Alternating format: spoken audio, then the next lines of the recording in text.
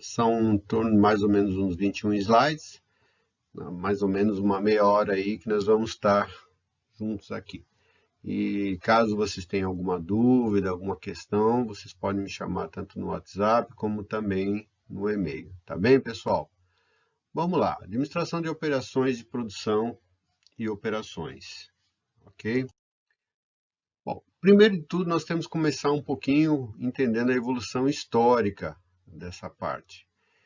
A função de produção, ela tem entendida como um conjunto de atividades que levam à transformação de um bem tangível em um outro com maior utilidade e acompanha o homem desde a sua origem, né? Então, vamos imaginar o homem lá na Idade da Pedra, quando ele polia, né, a pedra a fim de transformá-la em um utensílio mais eficaz, como uma ferramenta, uma ponta de lança, uma faca, né?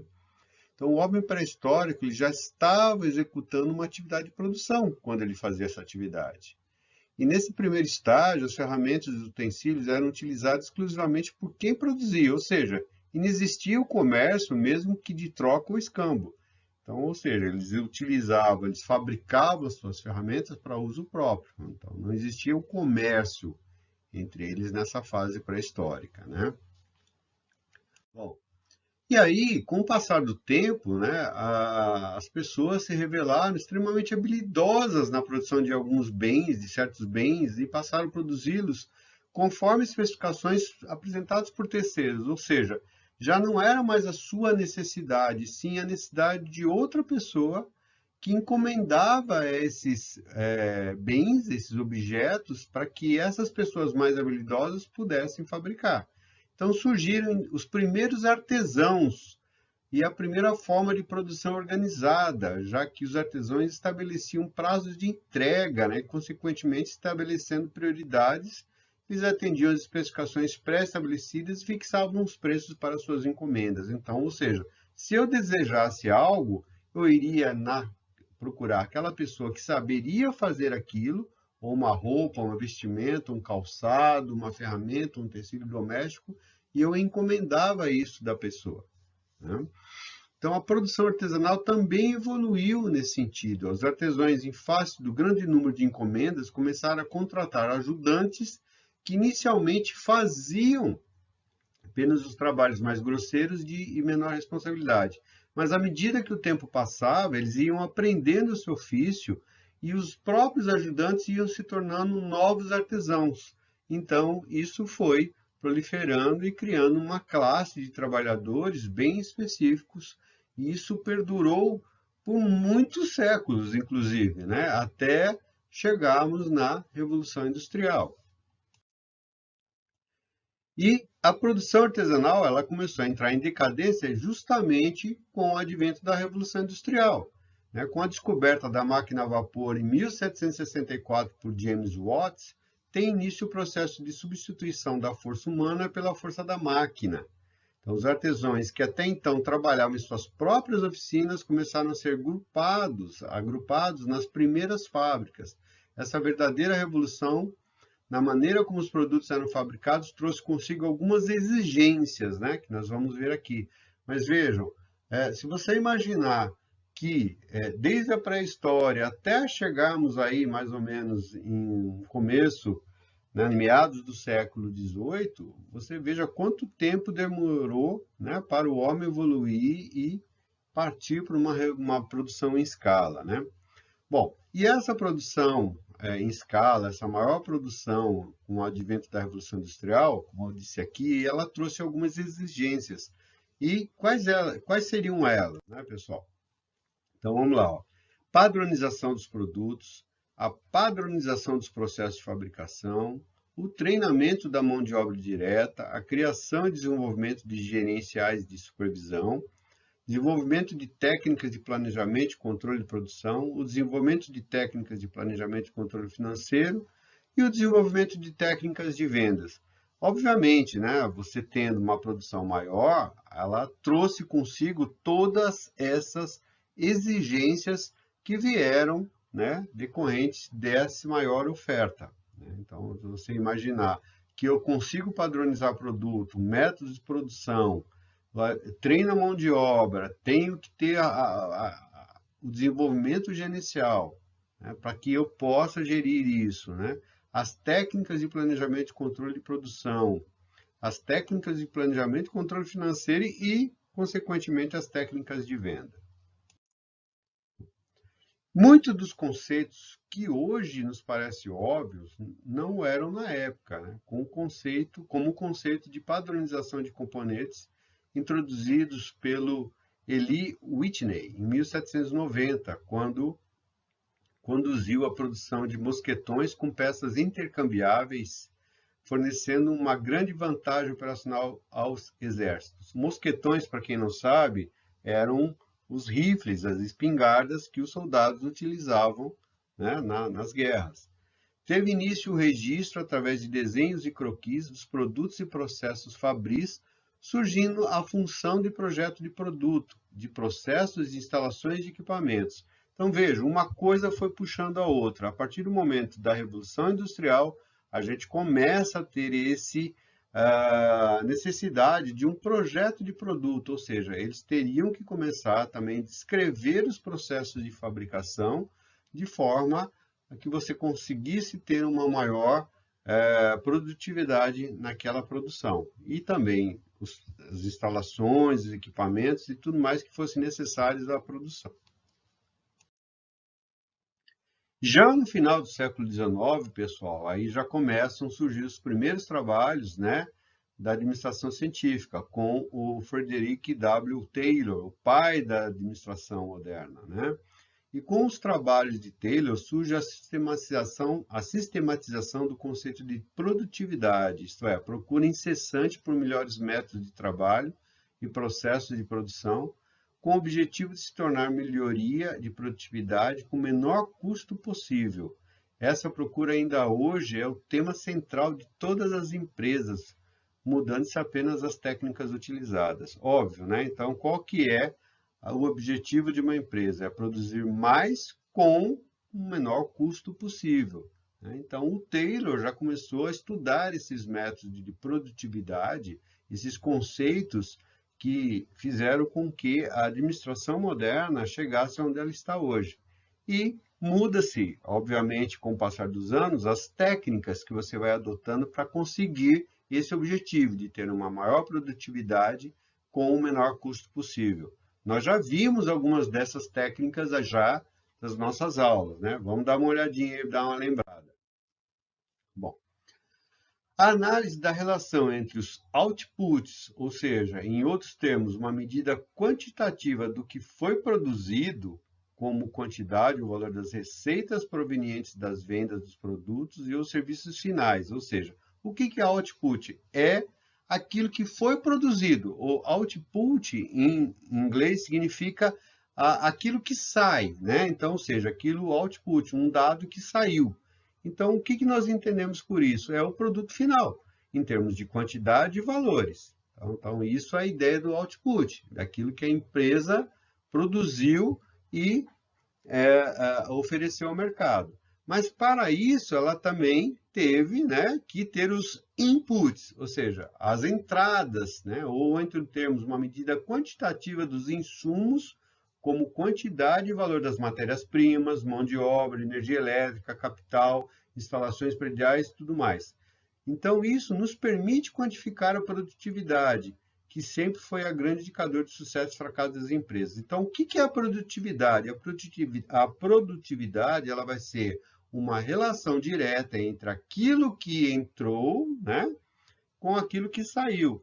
Então, ou seja, na nossa conta, né, ela vai ter que ser o seguinte, olha, tudo aquilo que foi produzido, ela tem que ser em maior número daquilo que foi entrado. Então, ou seja, naquilo que, por exemplo, nós determinamos de valor. Se você produz algo e o seu output é um valor maior daquilo que você gastou, você vai ter a produtividade. Nós não estamos falando de lucro aí, nós estamos falando de produtividade, uma relação da quantidade que você produziu, né, pela quantidade que você gastou, tá certo? Então, isso chama-se produtividade, ok? Não estou dizendo que isso é o lucro. O lucro é aquilo que você gastou com aquilo que você recebeu. A produtividade, nós estamos falando em termos de quantidades, ok, pessoal? Bom, e já na década, né, do século XX, a partir da década de 1910, a partir daí, Henry Ford, né, que foi um americano que criou a linha de montagem seriada, ou a linha em série, né, com os seus famosos carros, os seus modelos T, Ford T, na indústria automobilística. Ele revolucionou esses métodos e processos produtivos até então existentes. Surge o conceito de produção em massa, caracterizada por grandes volumes de produtos extremamente padronizados, isto é, de baixíssima variação nos tipos de produtos finais. Por quê? Porque quando você padroniza algo e torna aquilo repetitivo, ele consegue fazer com um tempo menor e aproveitando melhor os recursos, né? Então, essa busca da melhoria de produtividade por meio de novas técnicas definiu o que se denominou também de engenharia industrial. E novos conceitos foram introduzidos, né? Tais como, quais são, hein, pessoal? A gente já viu. Olha lá, linha de montagem, postos de trabalho, estoques intermediários, monotonia do trabalho, arranjo físico, balanceamento de linha, produtos em processo, motivação, sindicatos, manutenção preventiva, controle estatístico da qualidade e fluxograma de processos, tá certo? Então, isso veio junto com a produção em série. Então, isso já puxou todas essas partes. Você imaginar um arranjo físico, né, uma produção em linha, uma produção em série, ela tem que ser bem balanceada. Aí que já o próprio nome fala, né, produção em linha, produção em série. E trabalhos repetitivos, a sua monotonia no trabalho. A pessoa normalmente faz sempre a mesma coisa, tá certo? Bom, a produção em massa aumentou de maneira fantástica, né, a produtividade e a qualidade e foram obtidos produtos bem mais uniformes em razão da padronização e da aplicação dessas técnicas de controle estatístico da qualidade. Só para vocês terem uma ideia, a título de ilustração, em fins de 1996, já tínhamos no Brasil fábricas que montavam 1.800 automóveis em um dia, ou seja, uma média de 1,25 automóveis por minuto. Para vocês terem uma ideia, isso já temos aí quase 25 anos, né, dessa estatística. Hoje, nós produzimos algo em torno de quase 3 veículos por minuto, para vocês terem uma ideia de como já evoluiu também essa parte aí de produção, com a robotização e a aplicação da indústria 4.0, que é o Big Data, ou seja, a inteligência artificial dentro do processo. O conceito de produção em massa e as técnicas produtivas dele decorrentes predominaram nas fábricas até meados da década de 60, quando surgiram as novas técnicas produtivas que vieram caracterizar a denominada produção enxuta, ou o Lean Manufacturing, que a gente chama também. A produção enxuta introduziu, entre outros, os seguintes conceitos, aqueles que nós também já estudamos em sala. Just in time, que é a produção, você ter o produto, né, a matéria-prima ali na hora, naquele exato momento que você necessita dela. A engenharia simultânea, tecnologia de grupo, consórcio modular, células de produção, o desdobramento da produção da qualidade, da função da qualidade, sistemas flexíveis de manufatura, manufatura integrada por computador e o benchmarking, que nada mais é do que você olhar aquilo que é feito e melhorar, tá certo? Então, você tem essas técnicas modernas do Lean Manufacturing, ou da produção enxuta, que já a partir de 1960, assim, juntamente, principalmente ali no Japão, com a Toyota, aplicando essas tecnologias novas, esses conceitos novos de produção, fizeram com que desse um salto muito grande também na qualidade e na produtividade, tá certo? Bom, ao longo desse processo de modernização da produção, cresce a importância da figura do consumidor. Lógico, que é ele que vai determinar tudo, né? Qual é o objetivo principal da produção, é atender o desejo do consumidor, tá certo? Muito embora Ford dizia que o consumidor pode escolher qualquer carro desde que seja o modelo T, hoje já não é mais assim, né? Então, ou seja, a Ford dizia, ele pode escolher qualquer carro desde que seja o meu modelo, aquilo que eu fabrico. Mas isso é uma concepção antiga. Hoje, o consumidor é que rege, né, aquilo que a indústria produz, é ele que determina aquilo que ele quer comprar, e não aquilo que a empresa vai oferecer para ele, tá certo? Pode-se dizer que a procura da satisfação do consumidor é que tem levado as empresas a se atualizarem com as novas técnicas de produção, cada vez mais eficazes, eficientes e de alta produtividade. É tão grande a atenção dispensada ao consumidor que este, em muitos casos, já especifica os detalhes do seu produto, né? Sem que isso atrapalhe os processos de produção do fornecedor. Tal a sua flexibilidade. Assim, estamos caminhando para a produção customizada, ou seja, aquela que é feita para o cliente, de acordo com os desejos e necessidades do seu cliente, que, sob certos aspectos, é um retorno ao artesanato, sem a figura do artesão, que passa a ser substituído por moderníssimas fábricas. Olha só que ironia, né? Volta-se ao passado, porém, não com a figura do artesão, e sim com figuras das máquinas de alta tecnologia. Essa customização, essa produção customizada, pessoal, ela veio muito também em decorrência da aplicação da inteligência artificial nos processos. Hoje, uma linha de montagem de veículos, você consegue, na mesma linha, fazer um carro azul, um carro verde, um carro vermelho, você faz um modelo básico com modelo avançado na mesma linha, simplesmente colocando dentro do sistema, né, aquilo que se deseja produzir. A própria máquina, ou seja, a própria inteligência artificial, ela regula e faz com que a sua linha de produção seja flexível de forma a você atender a necessidade, sem ter que ficar fazendo uma produção em série, né, de um mesmo produto a toda hora. Você consegue intercambiar isso numa linha de produção com a tecnologia da inteligência artificial. Houve, pois, uma ampliação do conceito de produção, que passou a incorporar os serviços, fechou-se o universo de possibilidades de produção e a ele deu-se o nome de operações. Assim, as operações compõem o conjunto de todas as atividades da empresa relacionadas com a produção de bens e ou serviços, né? Então, também o nome dessa administração da produção passa a se chamar de operações, né? Então, a área também que vai abranger essa parte de produção pode ser também denominada como operações, tá certo, pessoal?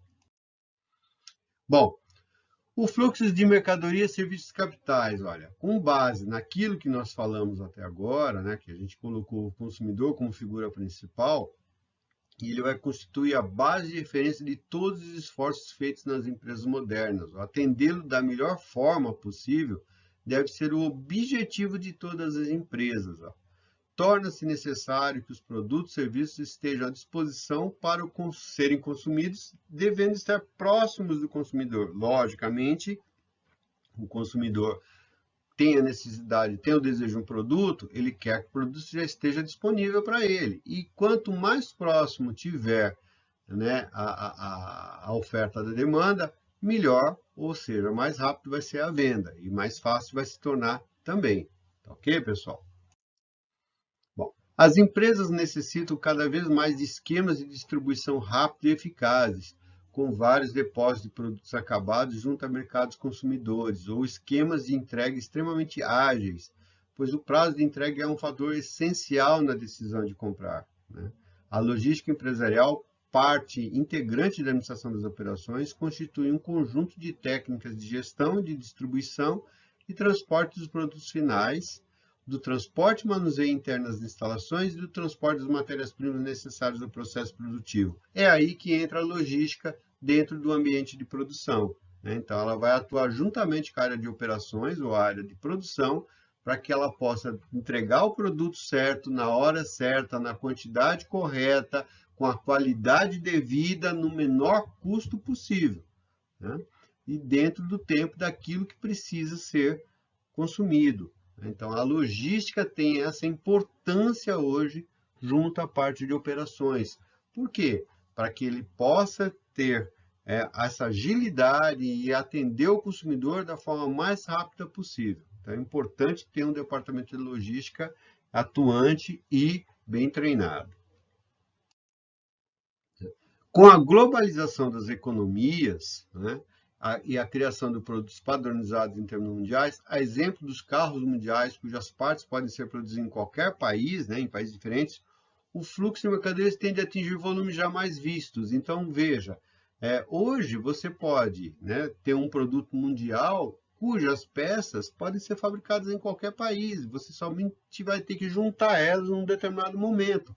Então, olha a possibilidade que te dá de você ter a produção ampliada dessa forma. Então, a tendência é que você tenha cada vez mais ofertas de produtos, né? Então, você tenha uns volumes muito grandes para ser ofertado ao mercado. No tocante aos serviços, aí a gente já sai um pouco da parte de produção, vamos falar um pouquinho da parte de serviço, o volume tende a ser ainda maior. Com a melhoria dos meios de comunicação, é normal vermos empresas com seus departamentos de cobrança, de atendimento ao cliente jurídico em cidades diferentes. Então, não necessariamente mais você tem que ter a centralização dessas atividades. E ainda mais agora, com o problema da pandemia, veja, o home office, né, ou o trabalho feito diretamente de casa, passou a ser parte integrante das empresas. As empresas descobriram que você não precisa ter uma central, uma sede. As pessoas podem fazer o trabalho da sua própria casa, desde que tenha a tecnologia, né, tem instrumentos, o computador, ou seja, toda a infraestrutura para que ela possa fazer esse trabalho.